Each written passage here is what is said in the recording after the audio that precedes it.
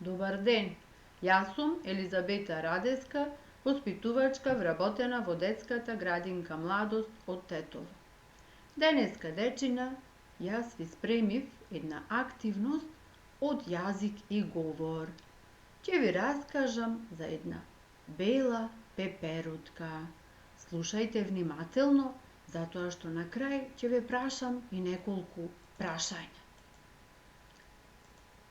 Дојде пролет, дувна ветрето развигорче, се појави топлото сонце со неговите зраци. Ги погалија дрвјата по гранките и тие ги пуштија зелените листенца и убавите цветови. Зелената трева се нишаше лево и десно. Се разбудија инсектите, а меѓу нив се појави и една безбојна пеперутка. Таа немаше, дечиња, ниту една боја на незините крилца. Пеперутката беше многу тажна. Па затоа пеперутката летнала по ливадата, каде што имало жолти и црвени лалиња. Најпрво отишла кај жолтите лалиња, па ги запрашала. Жолти лалиња, може малку да ми дадете од вашата жолта боја да си ги обојам моите крилца? Може, со задоволство ќе ти дадеме од нашата боја, повели. Благодарам, жолти лалиња.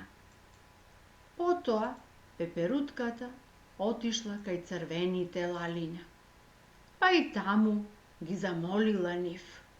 Убави црвени лалиња, може да ми дадете малку од вашата црвена боја да си ги обојам моите крилца? Секако дека ќе ти дадеме, пеперутке, повели. Благодарам, црвени лалиња. Пеперутката си ги обоила своите крилца со жолта и црвена боја. И сега пеперутката била многу среќна, па дури и на глас викнала. Леле, колку сум среќна, на мојата среќа и нема крај, сега и јас ќе бидам шарена пеперутка. Пеперутката леташе весело и не знаеше како уште да им се заблагодари на лалињата за добрината што ја направија. На среќата и немаше крај, па затоа пеперутката ни упати една порака. Слушајте внимателно како гласи пораката што ни ја упати оваа убава и шарена пеперутка. Еве вака, дечиња. Пеперутката ни вика: да се надеваме. Да се надеваме дека лошото проаѓа.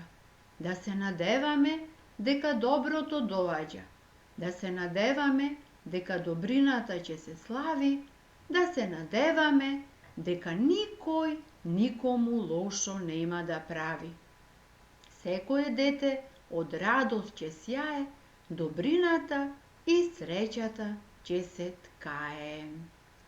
Оваа порака пеперутката ни ја испрати на нас и тоа значи дека таа добила некоја добрина и ја направило среќна. А кој направи добрина, деца, на пеперутката? Каква беше прво пеперутката? Незините крилца какви беа?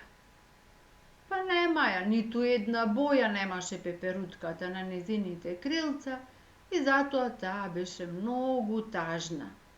Но ете, дечиња, лалињата и направија добрина. Каква добрина и направија жолтите лалиња? Па и дадоа жолта боја и пеперутката си ги обои своите крилца со жолта боја. Потоа и црвените лалиња и направија добрина. Каква боја и дадоа црвените лалиња? Па се знае, црвени лалиња, црвена боја. И со црвената боја пеперутката си ги обои крилцата и таа сега беше многу среќна и весела.